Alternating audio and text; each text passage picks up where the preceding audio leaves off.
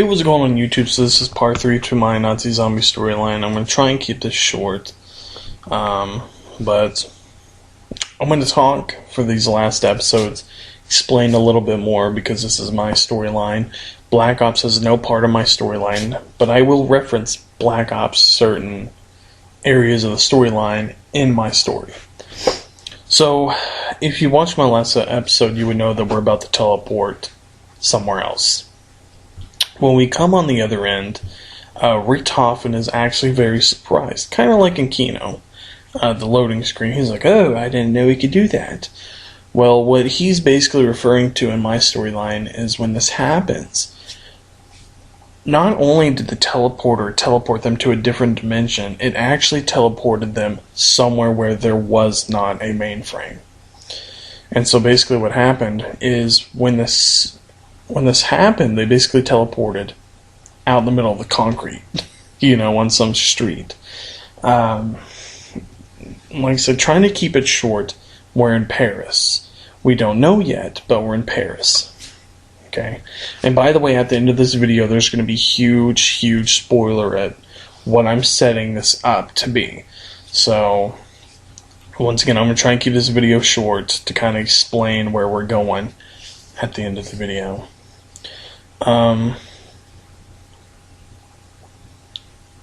So, what I think ends up happening, what ends up happening actually, we basically, our guys take this time to basically, what's going on? Richtofen basically knows what's going on. Takeo once again gets sick. So he gets Nikolai, to give him the serum, obviously without Tank Dempsey saying. And this red serum, if you don't know where it's from, dairies. Just find where the green containers are with the brains and the stems in there. That's where they are. Believe it or not, I don't know if anyone's really noticed this, but I believe those brains and spines are actually Tank Dempsey's, Takeo's, and Nikolai's.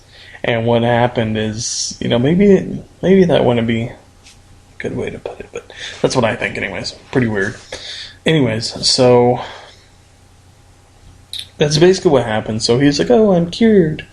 The side effect, though, of that red serum actually kind of restores Takeo's memory. That's kind of what it is, right? So, yada yada yada. This part of the storyline is gonna be pointless, kind of like Kino was in a way, where it really didn't explain a lot, but it did explain a little. But this, basically what's happening is, it's telling us, expanding on what the hell's going on, okay? So they hear this music, they follow the music, and there's this building, and it's rubble and everything, and they go in there, and they hear the music, and it's going, and they can hear it. Well, they start digging through the rubble, and they get to this yellow Coke machine. And it's like, and when you're blah blah blah, root beer shelf, they find Double Tap. And I do know the lyrics to the root beer Coke machine, which is kind of weird. But I think it's because I like the perks so much. I don't know, I like root beer too. I have A&W root beer right now. But they're like, oh, well, here's the Coke machine. Tank Dempsey and the rest of them, they don't know what the hell's going on. Richtofen, on the other hand, is like, okay, here you go, children. Let me explain to you exactly what these are. These Cokes were actually specifically designed for Tank Dempsey, Takeo, Nikolai, and Richtofen. All 4 of them are super soldiers. Immune to 115, but it can also utilize it by being injected by it. So, they're all super soldiers, basically. So, what these drinks do is they stimulate those senses of the super soldier so much that they become not only Superman type, but literally Superman. With super strength, super reflexes, better life, better immune system, which is why when we get hit by zombies, we don't get infected. But we can bleed out. That's the only weakness. So by going up to someone and using quick revive on them, it's like this kind of stimulation that heals up our wounds faster. Just like a super soldier. So that's basically setting the stage for this map. But what ends up happening after this point, this is kind of where I'm going to close, and then kind of have this huge spoiler thing. The story kind of starts when we hear Samantha. We have not heard Samantha for a while at this point, if at all, actually. And Samantha basically says, I want to play a game. Let's play hide and seek. Now, that originally was in Darius. I think that it'd be better in this map. Okay, just for reference, because of my storyline. And so the zombies start coming out of nowhere, hellhounds start coming out of nowhere. Now remember, we're in Paris. If you know anything about Paris, you would know about the catacombs. If you know anything about the catacombs, boom, Easter egg. If you don't know anything about the catacombs, look up the guy that went missing in these catacombs and how fucking creepy the catacombs are. This is all in Paris. So that's our map. Pretty sweet map, pretty sweet storyline. Huge spoiler alert. Spoiler alert right now. Okay, if you don't want to know where I'm going with the storyline, that's what I'm about to basically unveil to everyone right now. If you don't want to hear it, close out this video right now. You're not missing any part of the storyline, except for I'm basically going to disclose what we're going to be going over in these next maps and basically hinting towards. Okay, so last chance. Okay, if you haven't left by now, you're screwed. Well, you can always leave, but what I'm setting up the story to basically do and project is when Richtofen switched dimensions using the Wonderwalk DG3 and the teleporter, we went into a different dimension. Different area, different dimension. So what ended up happening is Samantha is actually in herself. Not like in our storyline in Black Ops where she's all evil, all revengeful. In this dimension, her soul is actually being torn in half. Where she's still that sweet, innocent little girl, but at the same time there's the other half of her that's insane, that just wants to kill Richtofen and pretty much everyone. Okay? Now, while all this is going on, it basically expands more and more.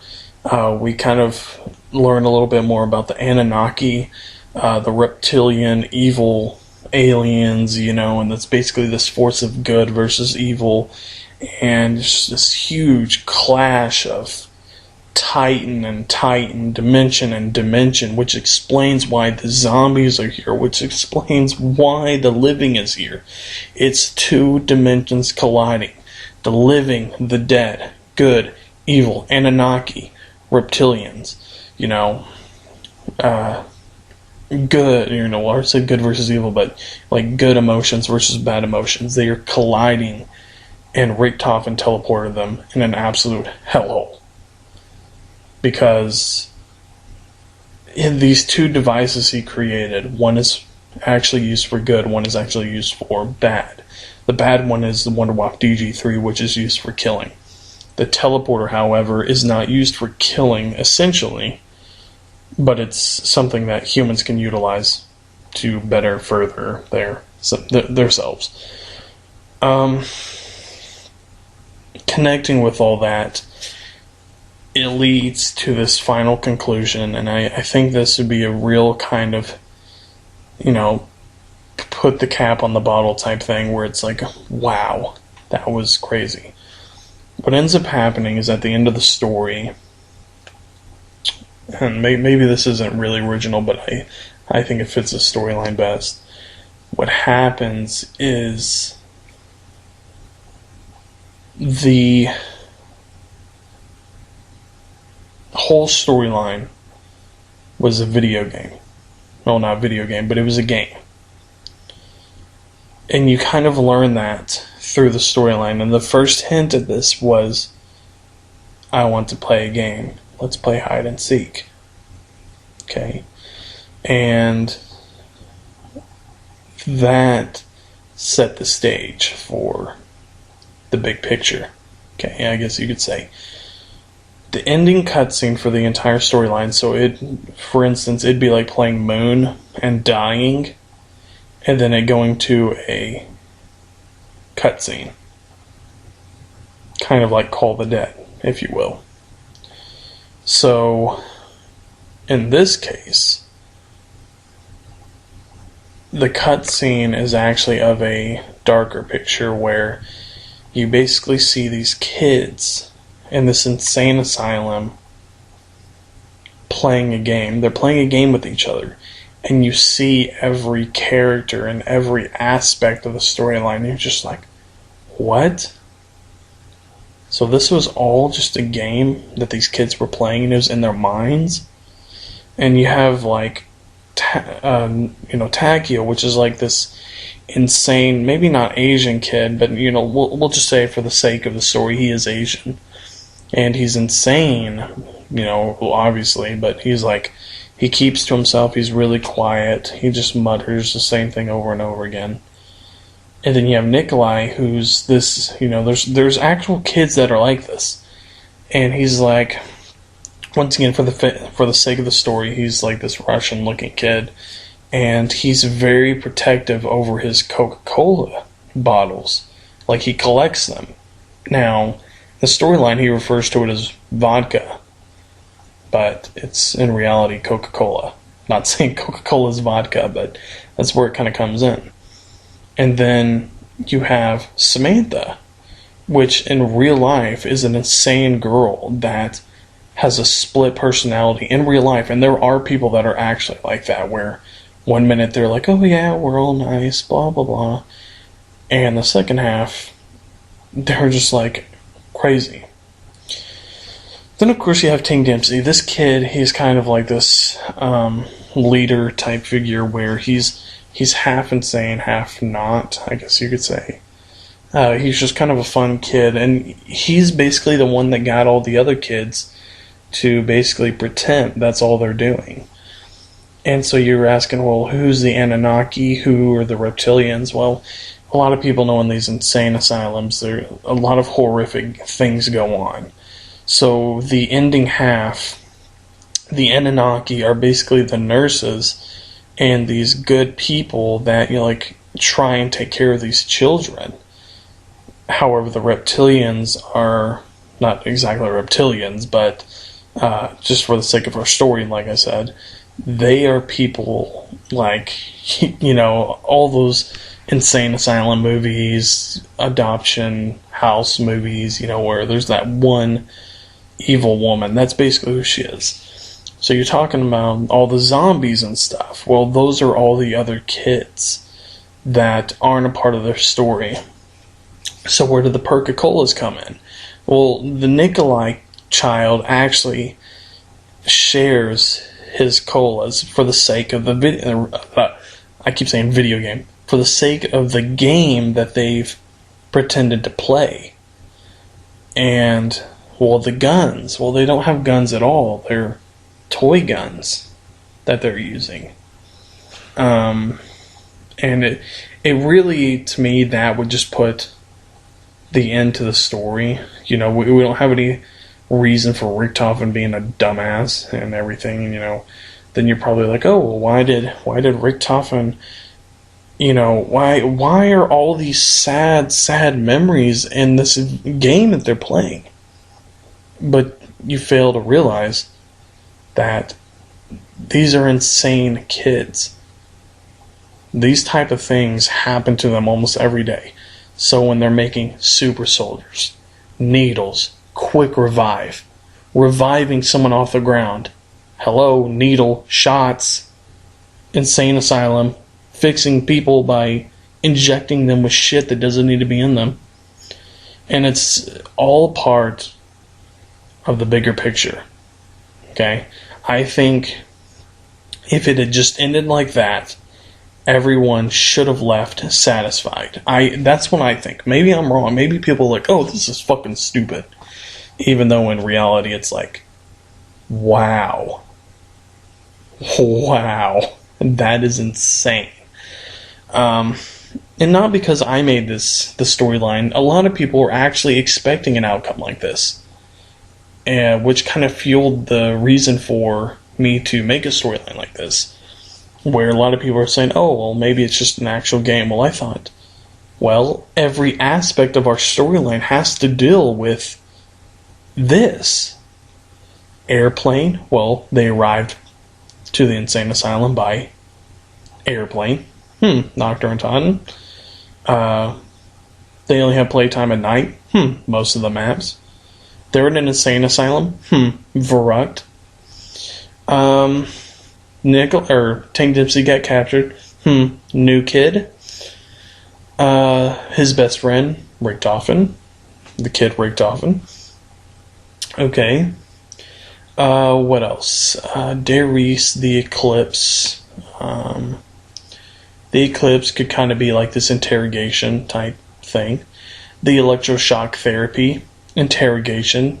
Now, a lot of people would be surprised to know that some shit like this really did happen in real life. They would go to insane asylums, places where there were mentally retarded kids, and they would experiment on them.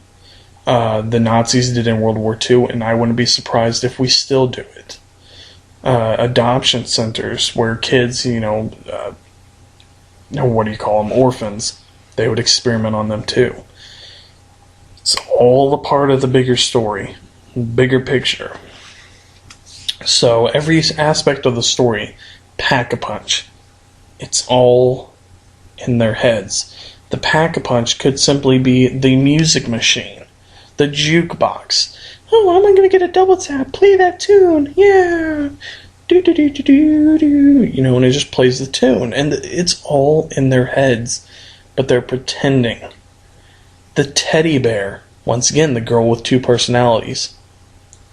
The teddy bear. Hello, teddy bear.